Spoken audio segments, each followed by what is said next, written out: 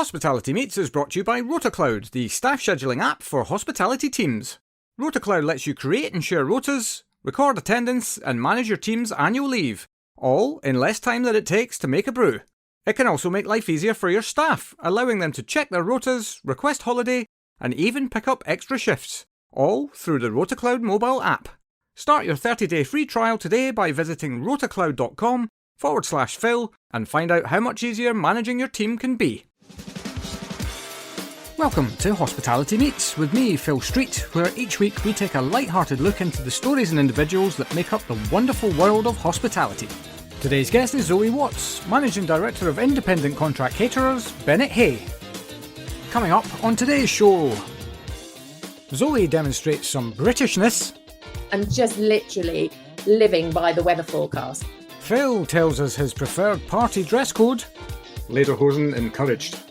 And Zoe recounts one of her hair-raising stories. Oh God, that was a nightmare. All that and so much more as Zoe chats us through her wonderful story so far. Having worked in some quite magnificent places, her journey is indicative of the diverse opportunity that exists in the industry.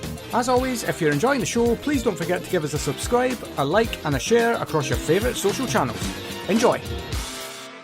And a huge Hospitality Meets welcome to Zoe Watts. Hello, Phil. How are you? Yeah, I'm really good, thanks. All good. Good. You are dressed up for business.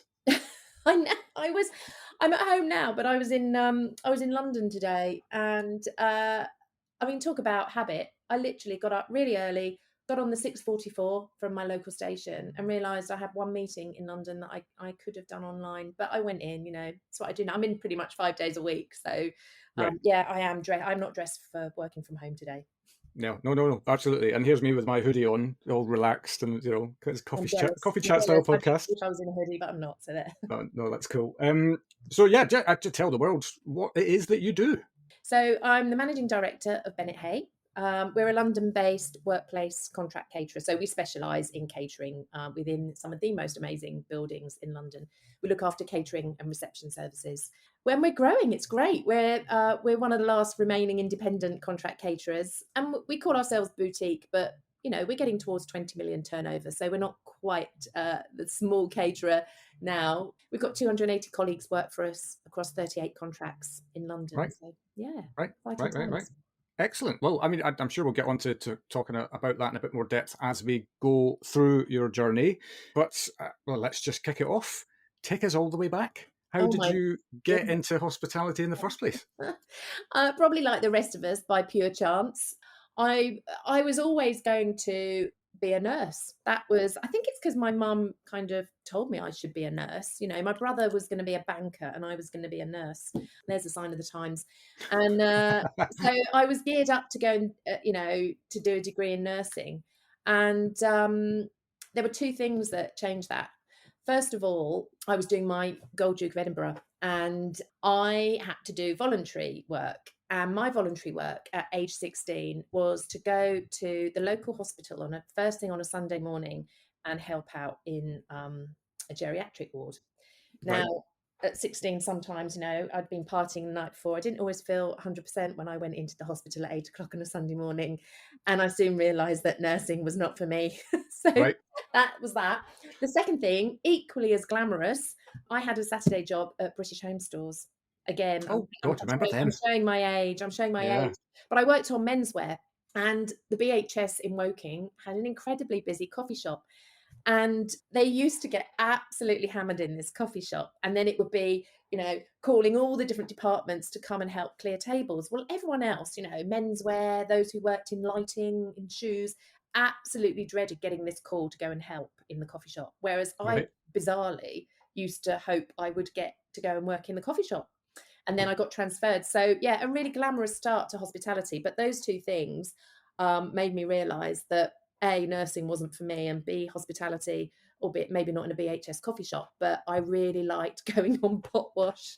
I really liked dishing up, lasagna and pouring filter coffee. And that was it. Here I am. Yeah. Well, thanks very much for coming on the show. It's been good to have you. Yeah. No, but this is the joy actually for me of what I get to do on this show is that question has always fascinated me, because everybody arrives here differently, right? But so many people arrive by accident. Yeah. It's unbelievable. And I think a lot of that sounds like as well, at that age, at least you had the opportunity to qualify yourself out of something that you knew that being a nurse was not going to be for you. So let's get a shot of that. And then you're intrigued by this thing over the other side of BHS, which is buzzing all the time. Yeah, I know. And it's, I think it still stands that I was never encouraged to go into hospitality. And, there's a lot of us really working hard to promote the industry, because unless you actually experience it, who really is pushing for, which parents are pushing for their kids to go into hospitality, what educational, at secondary school, what teachers are pushing the children to go into hospitality. We know, and we know from working in it, it's a fantastic career choice. But if I hadn't had that experience, no one was ever going to push me to go that route. It just wasn't a done thing. Yeah, and the sad thing about that is that the amount of conversations I have with people as well who talk about the fact that from a careers advisory perspective at school level, it's still the same as well. That it's still not being demonstrated as a wonderful career opportunity, because let's face it, we're not all destined to be bankers, doctors and accountants and all of that kind of thing. Although actually you can still do all of those things within hospitality in their own little weird way. So it still dumbfounds me to this day that third biggest employer in the UK, I think, and yet why is it not taken more seriously? I think there's just a lack of knowledge about what it entails, and I think people just don't realise the scope that hospitality offers, the diversity of the roles, and the specialisms that you can really pursue within the industry. It's still got the association of long hours, poor pay, and to an extent, there's still areas for improvement there. But from my experience of working in hospitality and how my career has evolved over the many years that I've been working, well, I've only ever worked in this industry, so how my career has evolved, I think just shows how it can really flex with what's going on at home and in your personal life. The job really can flex with you. Yeah, absolutely. And I'm guessing that at the age of 16, working in the BHS cafe, that you had absolutely no concept of the fact that one day you might become the MD of a boutique contract catering company. No idea at all. I've never sat down and mapped out my career path. It's just taken some very extraordinary routes, really. But no, I never thought that. But I guess I've kind of embraced every opportunity that's come my way, and here I am. And it's it's an absolutely delightful company to be running with two fantastic and supportive owners. So yeah, I couldn't have wished for more. Yeah, absolutely. Well, let's talk about some of those opportunities that came your way. So you were at BHS, and what happened next? So I went to Leeds Poly, which is now Leeds Beckett University, and I did a BA Honours in Food and Accommodation Management. So that was a 4-year sandwich course. Great fun. There was a practical element, in the first year where we learned some cooking skills and learned some restaurant skills. But ultimately, it was a business course with hospitality thrown in, which was great. And then my third year, I took a year out and worked at Forte Crest in Bristol. So I got the degree in hospitality, which stood me in good stead. Then going to work for Beefeater Restaurants on their graduate training program. Actually, I only did that for a year because another opportunity came my way. But saying that, working for Beefeater was such a good grounding in really understanding, what an SOP is, knowing that I could go and be assistant manager at any Beefeater and I could just hit the ground running because, just working for a brand like that and understanding, consistencies of standards of, the management of the HR management, and just and really having that firsthand and that first time experience of what a sort of P&L looked like, people management. There I was at 22 managing a team of waitresses who'd worked there for 40 odd years. It had its challenges, but really good experience. So, I do think working for established brands is always a really good place to start. And then from Beefeater was kind of my first move really into the heritage sector, where I did stay for quite a while. I went to work at the Savill Garden restaurant, which is part of the Crown Estate in Windsor Great Park. Oh, I see. running a very seasonal restaurant, really busy, but operating the public catering within Windsor Great Park, and that was great. Again, it was it was a really well. It could have the busiest days imaginable, and then it would rain, and then it would be nothing. Yeah. So learning that flexibility when it comes to rotoring and food ordering, and just literally living by the weather forecast was another lesson. But that was great. And actually, and what other country in the world do you get to live your job through the weather? I know. But when the weather forecast was wrong, either way, you'd plan for a really busy, sunny spring day, and then it would rain, and you just think, oh no, here we go. Or worse, you think the forecast would say rain, you'd plan accordingly, and you wake up, the sun's out. Like, no, how can this happen? The only person in the world that hates the fact that the sun is out that day. Yeah, absolutely.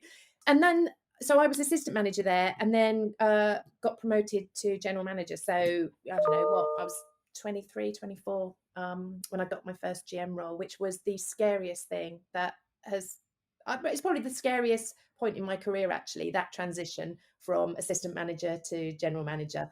Just knowing ultimately, that responsibility is now with me. And yeah. And you did write this down on your pre-show notes around the fact that, because it is a question I ask everyone, what is your scariest moment? And it's not something that we naturally or inevitably talk about on every single show, but actually in your case, it seems like it probably played quite a large part, actually, in terms of how you move on next. One, because actually, if that is the scariest thing that's happened to you, I mean, that's not that bad, really. But at the time, in the moment where you think, you must be thinking to yourself, oh my God, now the buck stops with me. Am I ready for this? That was the best grounding ever for, the way my roles have, or the promotions I've had over the years. Because I remember at the time just thinking, having this huge imposter syndrome. How can they think I can possibly run this? But what was really funny, I remember my manager at the time, who was leaving, and that's why I was offered the role.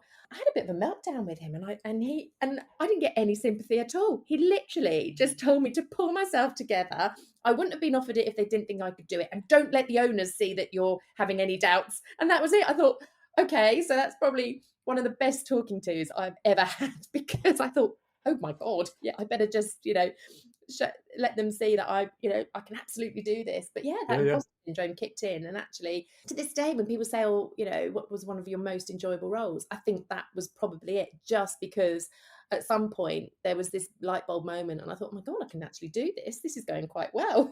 Yeah. But I suppose up until that point, you have these incremental uplifts in your career, which one step to the next is possibly not that massive in the grand scheme of things. Right. From not supervising into supervising, from supervising into junior management, from junior management into next up management, and then into full leadership. I suppose that is that's that. And for anybody who's just listening to this, I'm now making gestures with my hands, but it's a graph that goes up gradually, and then when you hit that final step, it's like a massive steep learning curve, because so many things to think about, not just the people side, but the business side of things, and all of that as well.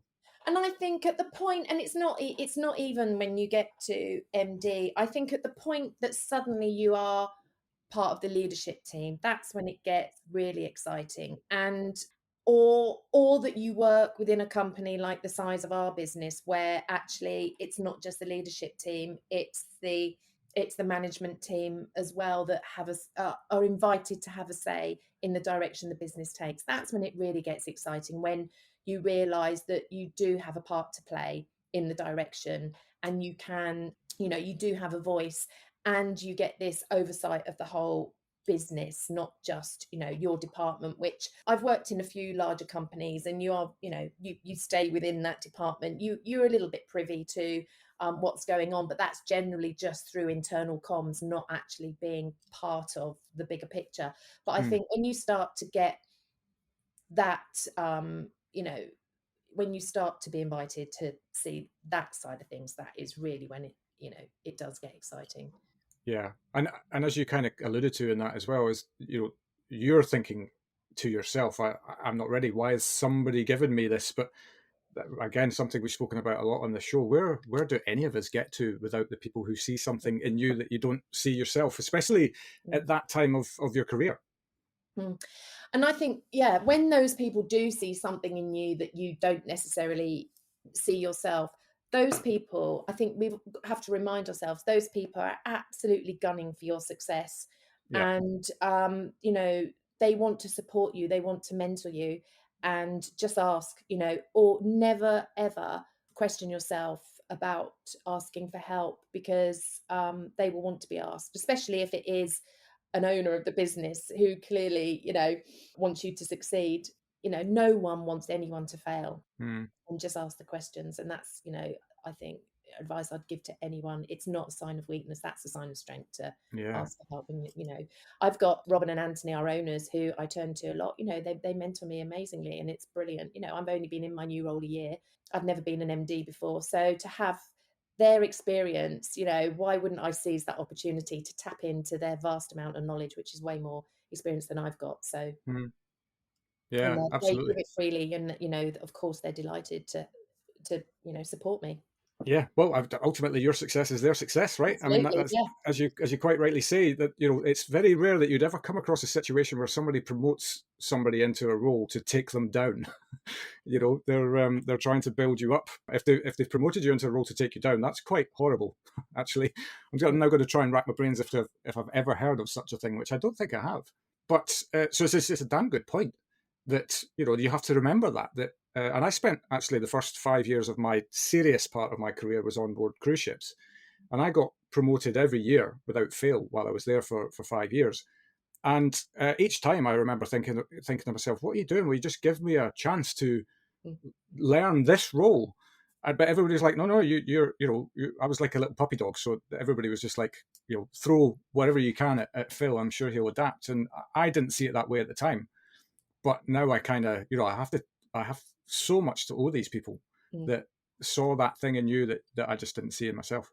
Yeah, absolutely. I mean, the way my roles have changed, I moved from running the public catering at Savill Gardens and then Wisley Gardens to then moving into more of an events role. So my first role in London was at the Royal Society of Arts as general manager for the contract caterer who had the contract at the time. So that was sort of moving to running a venue as a GM, which had a bar and a restaurant, but a really thriving events business. So that was kind of my first foray into events. So I really had to learn the whole, and London, you know, London's very different to running the catering in Windsor and Guildford. So really I had to learn that. And then from there, I went to Tate and ran the events at Tate Modern, then Tate Britain. So, and again, God, you're dropping some names here. Oh, yeah, well, why wouldn't I drop Tate, you know? What Absolutely. a place. And actually, because, you know, through working there, I'm going to do a plug for our Institute of Hospitality London event that we are holding at Tate in 2 weeks' time. So it's absolutely, you know, what a phenomenal venue to be running events in. So I kind of moved into events, and then I think this is where I do really preach about how a career in hospitality can just change with your personal circumstances. So when I was at Tate when I had my 2 boys, and realised that, you know, after returning from maternity leave, thinking, you know, I can't be running events at 2 a.m. anymore. And, you know, it's just not conducive to having a young family. So that's when Tate were really supportive, and my role changed to running the public catering side. So more normal hours, you know, and more Monday to Friday, really, just running that public catering side so that, you know, it absolutely fitted in with what was happening at home. So I think for anyone, you know, it's an industry that can absolutely adapt with you, and you can make it work, whatever your circumstances are. So yeah, and actually that's not something that I think is widely spoken about. I think the perception is that, you know, the hours are long, so it can't be, you know, flexible to your needs as a, you know, whatever your day-to-day needs are. But in actual fact, yes, of course, there's going to be some businesses that just, and some roles that just require that kind of focus. But to find something that fits what you need is very, very easy.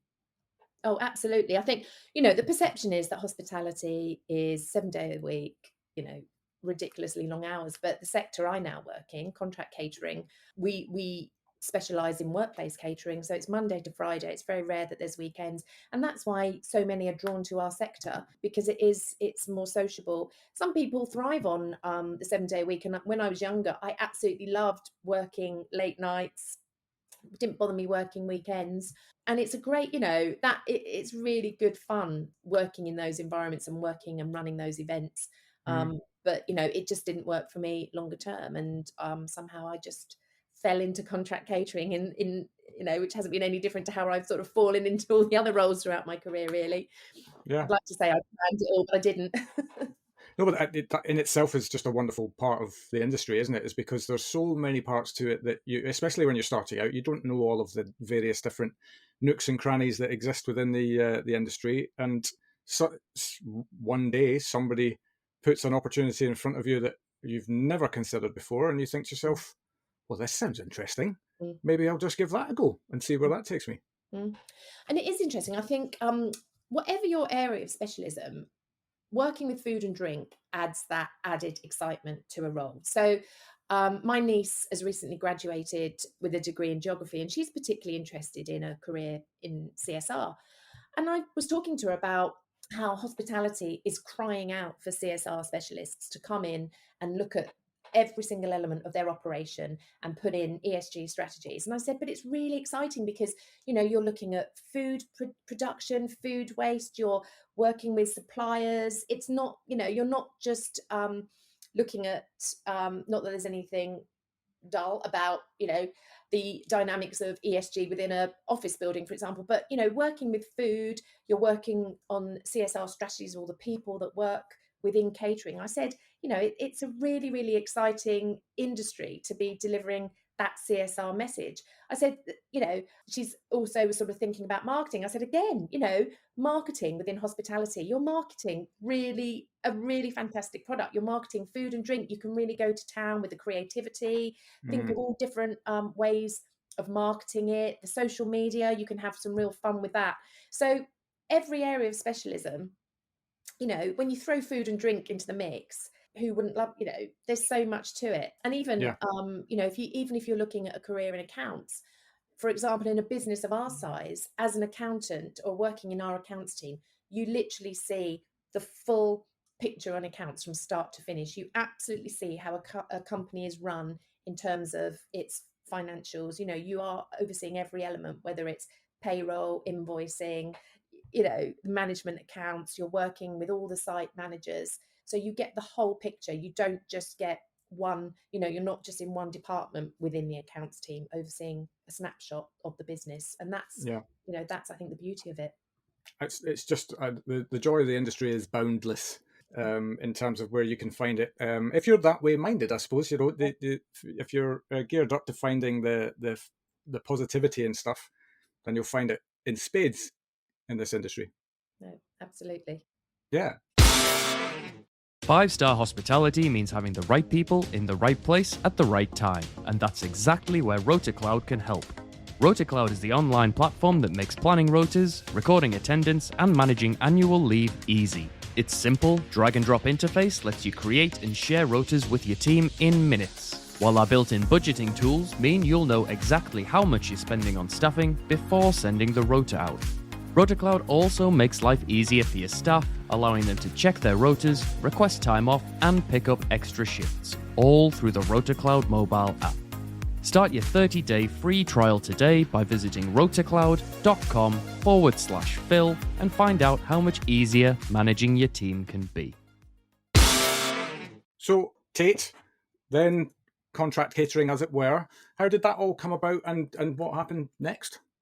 Well, from Tate, I actually stayed within the heritage sector, but I went client side. So I moved to the Natural History Museum. Sorry, another, a bit more name dropping there. But yeah, I went to the Natural History Museum and I was head of events, catering and filming. So I was actually managing the catering contract, managing the venue hire for all of the evening corporate events and weddings, and also overseeing all of the filming. So I worked for within the commercial team at the Natural History Museum. So it was income generation. So all the money we made from catering, filming, events went to support the work in the museum. So yeah, I mean, you can't get more exciting than running events at the Natural History Museum. Absolutely amazing, and just that I can experience of only managing imagine. a catering contract was great. Yeah, absolutely. Is this, or I suppose, is it here or any of the other places? Because I've made some notes as to stuff that I'd love to talk about, which is really centered around some of the stories that you have around somebody called Alistair McGowan. Because I thought to myself, I didn't realize that I could bond with somebody over a meeting with Alistair McGowan. But I've got a story about how I met him once. Meetings with the Queen, Her Majesty. Yeah. Yeah, over portioning at at an event as well. All of these things that I suppose just happen in the fullness of your career. But yeah, let's talk about the Alistair McGowan situation. Oh God, that Where was did a that happen? nightmare. So he was on stage at the Natural History Museum after a dinner there, and I remember I was working that night, and I recall he asked me to take him back to the green room for a quick break before he was back on stage, and I got him completely lost in the museum. You know, it's an absolute warren of corridors and basement, and I've never been so embarrassed when he turned around to me and said, "Do you actually know where you're going?" I got the guy completely lost. So I think by the time I realised where we were, and I was in a completely different wing of the museum to the one I should have been, we had to turn around and I had to get him back to the stage. So yeah, you know, he never got his break, but yeah, it was a bit. I'm normally Was quite good at he all winging right it. about it? I don't know. I suspect he had a bit of a moan about me. Yeah, because I met him, and for anybody who's under 30, you've probably never even heard of him. But he was a very, he was an excellent impersonator. But then actually, I think laterally became quite a serious actor as well, and did some stage work in that regard. But random incident, wasn't even working, but I was at an event at a private members club in London, and the guy who I was there to meet ahead of the event said, "Just go and have a glass of wine at the bar, and I'll come and find you when we're ready, and you can come through and all of that kind of stuff." So that's what I did. Took myself off to the bar, and then literally was ordering. They had a beautiful wine list, and quite an amazing by the glass wine list as well. And I was spending my time looking at this in awe. And somebody next to me goes, "Oh, if you're looking for recommendations, I can recommend this particular Australian Shiraz." He noticed I was looking at the red, and I turned around. It was Alistair McGowan, and I was like, "Oh, okay, yeah." And so I now know that Alistair McGowan is an Australian red wine fan. Oh, well, you had a better experience with him than I did then. So. Never expected to speak about that incident on this podcast, but there we are. You bond over the weirdest things. Yeah, it's funny. When you look back, when you work in events, some of the stories about some of the most amazing events that, a stage that you just can't quite believe, the numbers of people it takes to create an event. And the thing is, at the Natural History Museum, the museum closed to the public at 6:00. So it had to be such a quick turnaround to get the main central hall, dressed, dinner for 700 by, God, yeah. 7:00. It was phenomenal. Military. But yeah, it was quite incredible. Yeah. Lighting, production, catering. Yeah, it was. But these things become well-oiled machines, don't they? The very first day that I moved into food and beverage on cruise ships and was in the galley for main dinner service. We used to do 2 sittings back then. I think it doesn't work that way anymore. But back then it was a 6:30 sitting and an 8:30 sitting for all of the passengers on board. So we would be ripping out 500 meals in 45 minutes, wiping down and going again. Yeah. And the first time I stepped in, I thought, how am I ever going to learn this? It's vast. It's high octane. There's noise everywhere. It's just this whole kind of onslaught for the senses. But of course you learn it because you just get immersed in it day to day, and then it becomes just part of your everyday psyche. Yeah. So same principle, I guess, when you've got to turn what has been a public space during the day into something completely different in an hour. Everybody just goes, right, let's do it.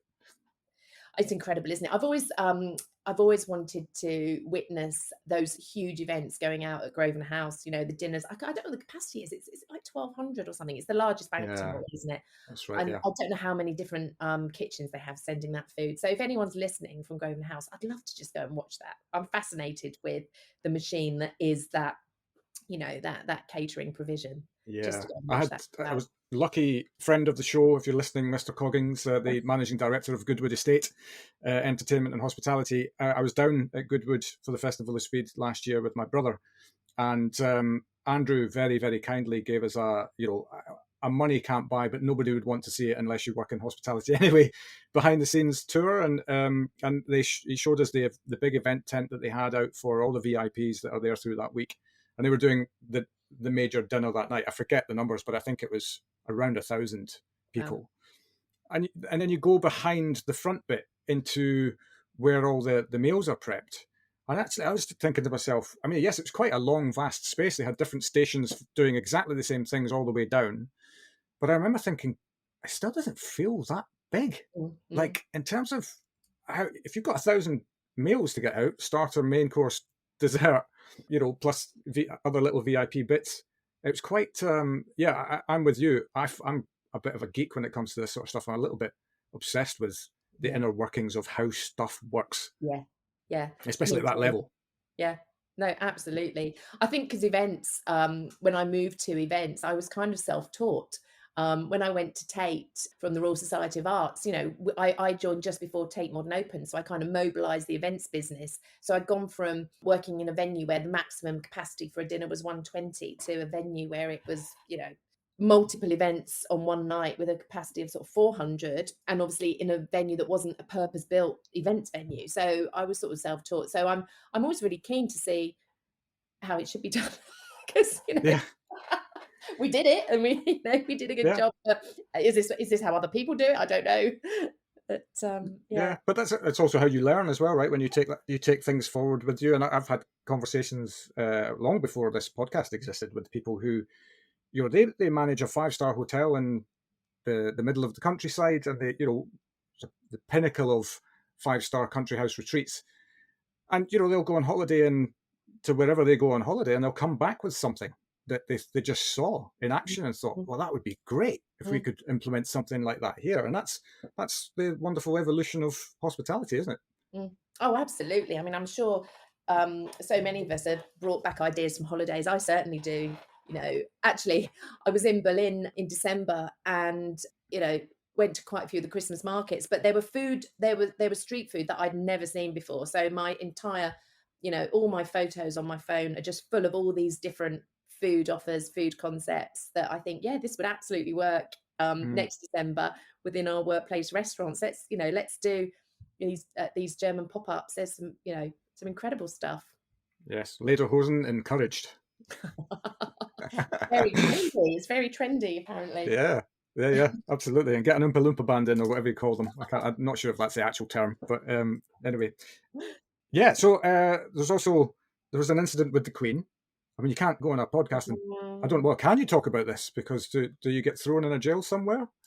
I won't get thrown in a jail. It was just, it was a bit of a mortifying moment when this was the opening of Tate Modern, and we'd been fully briefed on what drinks to have on a tray that was just for the Queen or Her Majesty to be offered when she arrived.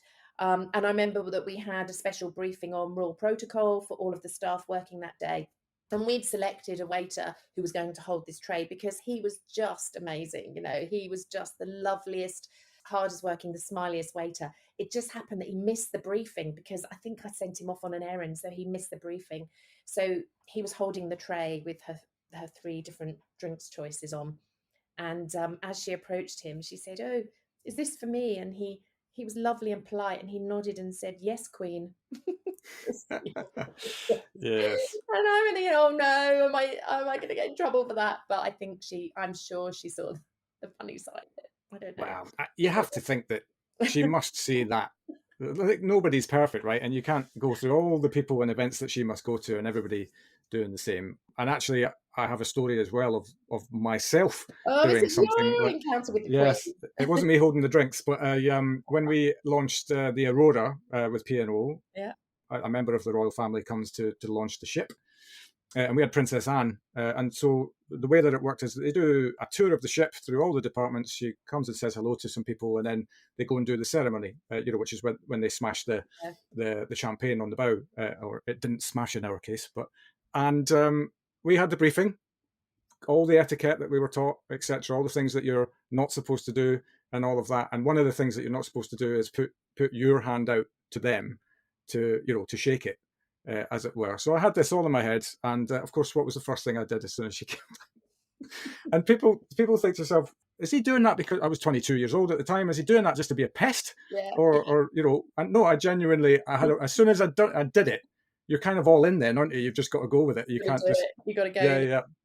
Yeah, absolutely. But her and I don't see eye to eye anyway, because that's the second event in my life where I've met her.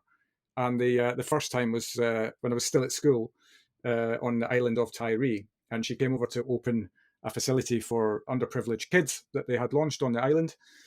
And I was part of the musical fanfare, playing the accordion for her, along with 4 other people. And she spoke to every one of them except me. Oh. So I've always had an axe to grind. You've just got that memory. I have got a story with Princess Anne as well, but I don't know. She's got coming out of this podcast very well. No, really, I'm not going to say what venue, but we're in the middle of a dinner and the fire alarm went off and it was raining. We had to evacuate. It is, as a caterer, your worst nightmare. We had to evacuate. God, I can imagine. And I did offer for her to just not have to go out in the rain and just stay within, the porch. And she said no. And she went out with all the other guests in the rain, black tie dinner. I mean, yeah, that was, but See, that's a redemption story. Oh, That's good leadership. That's what you look for. What is it? Leaderships eat last, but they also go out into the rain with everyone else. Absolutely. I know, but I think she's amazing, and I think that just sums her up, really. Yeah. Yes. Well, anyway, stories. Yeah, well, I'd love a story. I love it, but this is one of the reasons this podcast exists in the first place, is because how many times you sit with somebody and have a chat about their life and times, and actually it's the stories that are the memories, right? They're the good, the bad, and the ugly of everything that you do. But even the bad stories are generally there because they've taught you something. Yeah. And then you remember these other things that are just they just make you feel good because it was a fond time of your life or whatever it is. So yeah, it's the stories for me are the things that give real power. Yeah, my fire alarm story is an absolute lesson in taking I could have overridden the building management system because we knew it was a false alarm and I didn't. So there you go, lesson learned. Right. Yeah. I'm not going to say what venue it was. No, that's fair enough. Good stuff. So we haven't quite finished your journey so far. So you were at the National History Museum. Yeah. Did I pick that up right? I didn't actually write that down. It was just what was in my head. Yeah. Yeah. What happened next? So that so because of the sales element of my role at the NHM in terms of heading up the venue sales team, that's how I then went into sales within contract catering. So I was selling the venue, completely different to selling contract catering within London workplaces, but somehow I was offered the role by Vacheron to go and sell contract catering, and that's how I ended up in the sector that I'm now in and I now absolutely love. So, my background was food and drink. I'd had experience of sales, so just bringing those two elements together. And so I was with Vacheron for nearly 5 years as commercial director, so heading up sales and marketing, and then went to Bennett Hay as business development director.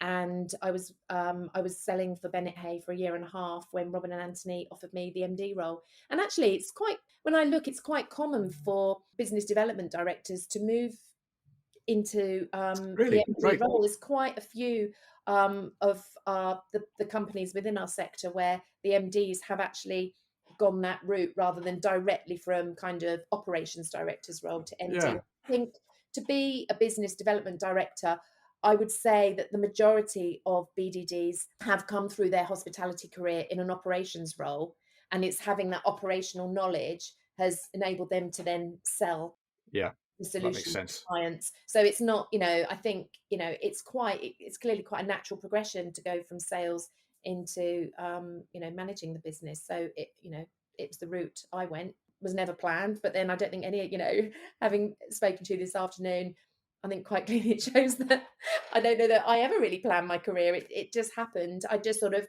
at each step I erred towards the elements within hospitality that I loved and that I was good at. And, I've probably gone sort of the ops to the more creative side with sales, and then sort of back to, MD, which is a bit of everything, isn't it? So Yeah. And did you have that, thinking back to that time where you stepped up into GM, was there any imposter syndrome this time, or did you feel like I'm ready for this, or a little bit of both? I did feel I was ready for this, and I thought, I think having drawn on my experience of that imposter syndrome I felt back then, I thought I didn't have the arrogance, I hope, to think that, I'm absolutely, fully fledged ready for this role, but I knew that there's people I can draw on. And, it was always the conversation with Anthony and Robin that as I stepped into this new role, they were there as my mentors, and a year on, they continue to be my mentors. So I think, I don't think I had imposter syndrome. I think I recognised there were definitely gaps. I'd never overseen the accounts team before. So that was a gap, just getting your head around the governance side of things of a business, the tax return, all those things, insurances, all those things that you don't the fun side. Yeah, the really fun side. But I love it. It's fun for somebody. So I do find it quite fun. Yeah. But that's the difference. Not the imposter syndrome, but the recognition of where the gaps were, but the help was there, or how do I go about my learning, finding that information. Yeah, but I think that's a great lesson in itself, is that, and that comes with maturity. And I'm not talking about maturity in age terms. I'm talking about... Very kind of you, Phil. Yeah. Very generous of you, I should say. It's, is this recognition, and equally, hats off to your owners as well for, I suppose you've had open conversations, and they would know where your gaps are, as well as you knowing where your gaps are, because you're working with each other on a day-to-day basis, and you seem to have a really great working relationship. So that's, again, we're coming back to the point of somebody is taking, well, I suppose in some ways from the outside looking in might be a punt, but it just seems like it's a really natural progression, a natural step. And that's with that maturity that you have, knowing that you don't have XYZ, you can then work on filling in XYZ. Yeah. And every company has its culture, and the fit for us is just as important as, the technical skills. And I guess, I'd worked with Robin and Anthony for a year and a half. It was clear that, I was very aligned with the culture of the business, and hopefully I was the right fit. So I think, that's hugely important in our business. Our culture is everything to us, and our values, which, we really do hold dear, and we look for people that really live and breathe those values. We know that we can develop and invest in people and in their personal and their technical development. But what's really important is that, those values and their commitment to our business. Yeah, absolutely. So let's talk about your business, because we've not known each other that long. And in fact, we got to know each other because we're both committee members for the London branch of the IOH. But yours was a company that I hadn't heard of until I met you. So where is your sweet spot, so to speak, in terms of what itch are you scratching within the world? Our sweet spot is the fact that we specialise in workplace catering, and we're very much London based. So for us, it's workplace catering and running our clients' receptions on their behalf. And a lot of our competitors have diversified into education, healthcare. We're sticking to what we know, and that is through and through workplace catering for some really prestigious corporate clients. And there's so much happening in London. So many businesses are moving offices, either downsizing, upsizing, diversifying. There's a lot of M&A going on with our potential clients. So it's an absolute melting pot at the moment of opportunity within our, within the area that we specialise in. So we're going to stick to really developing our food and reception offer for workplace clients. And the spaces we work in are phenomenal. Some of the facilities, the kitchen facilities, the front of house facilities, hospitality suites, the more and more rooftop terraces. It's lovely. They are such lovely environments to work in. And we've got some really fantastic supportive clients, really looking to push the boundaries, looking for innovation, looking for really bespoke solutions. So that's really exciting, to be approached to say, you don't have to stick to the traditional workplace catering rule book. What can you do for us that's different, that absolutely fits our dynamic, fits the demographic of our workforce? How can you help us encourage people back to the office? Yeah. Not so much on Fridays. I think we're all accepted. Fridays aren't ever going to return to what they were, but definitely, Monday to Thursday, what can we do to make the workplace a really amazing experience? And that's really That's what they say, that Thursday is the new Friday, right? In terms of when you look around the city and the pubs are heaving on a Thursday night, maybe a little bit less so than they used to be on a Friday night. Yeah. And Wednesdays are heaving as well. The same Right. way Thursday. And Tuesdays and Monday. Yeah, well, why not? No, why not? We're not in January anymore. Let's go for it. But indeed. Yeah, so that's us. And we are, we're still independent, and we're 13 years young. So we've got that experience under our belt. So yeah, it's great. And it's, we've got some fantastic people in our team, some really creative people, some really talented chefs, and some phenomenal managers, many of whom have come from restaurant and hotel backgrounds. So they bring that, those standards with them to our workplace restaurants.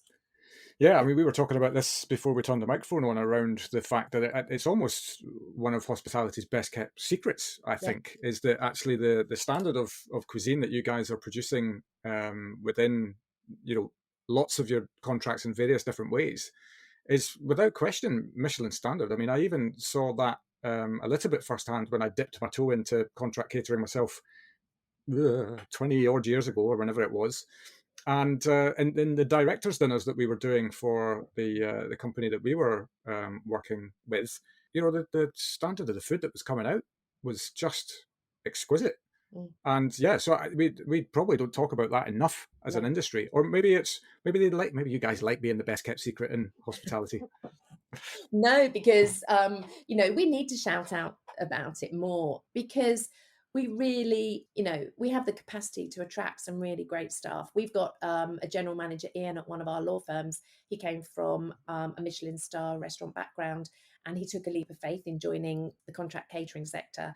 And he is just blown away by it. He's got an amazing head chef, amazing hospitality team and cafe team, and he's absolutely loving it. And, shouting about it to his previous colleagues from his restaurant background. He said, I am serving this, the same or better standard of food to some really appreciative clients, and I'm working Monday to Friday. He's planning his wedding. He said, I get home in the evening, I see my fiance, I can spend weekends planning the wedding. He's like, wow, this is amazing. He just had no idea. So I think, in the same, it doesn't have to cross, we don't have to cross sectors, in one direction. Let's have more of this, because there's so many different skills out there. Let's really encourage this cross-sector kind of pollination, really, because it's been really, really successful. Yeah. Well, I mean, ultimately, we're all in this together, right? At the risk of sounding like a politician. Yeah. The industry is stronger as one, rather than mixed up little components or tribes, clans, absolutely. whatever. Let's attract people to the industry as a whole, and then let's help people find the sector that's right for them and that suits them and meets their needs. Yeah, here, absolutely. Yeah, God, we're solving some problems today. Look at us. Yeah, absolutely. Great stuff. Well, I'm eminently conscious of time. The time has flown. But so our last question to you before I let you get on with your life. What would be your 3 reasons as to why somebody should come into hospitality? I mean, we've covered a lot, I think, anyway, through the conversation, but I suppose to summarise. Yeah, I think we've talked about the variety of opportunities that are available. So for people coming in, don't just think that working in hospitality is working front of house, at the cold face of, but I mean, why wouldn't you love that? But it isn't. If you do think once you've gone into hospitality, I've got I love working with numbers, I love understanding the whole accounting side of it, or the CSR, or health and safety, or marketing, there is so much variety within the one sector. Literally take your pick of what area you want to specialise in.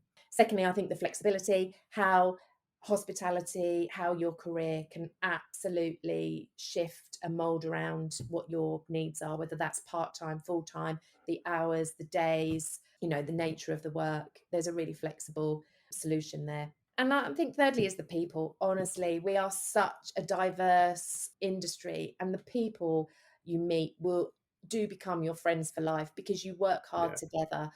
Yeah. And I think when you do enter it at quite a young age, I mean, I'm not saying we don't have fun anymore. Of course we do. But the friends I worked with in my 20s in hospitality are to this day some of my best friends now. Those of us that opened Tate together, it was a full-on time. Tate Modern was far more successful than anyone ever anticipated. And I can't, how we got through it sometimes, but, I'm still 25 years later, that group of us that were on the opening team for Tate Modern are firm friends and will remain so. So I think it's the people, you just meet such characters, such lovely people. I could not agree more. I think as well, because you succeed and fail together, right? And that's it. You can't help but build bonds with people when you're doing that day in, day out. These are, I suppose, the bonds of war, is the phrase I think that you use, because there's successes and failures in every single business that you'll ever work in. So yeah, I think having a shared passion for food and drink always helps, doesn't it? For sure. Yeah, absolutely. Well, that's at the heart of everything for me. Absolutely.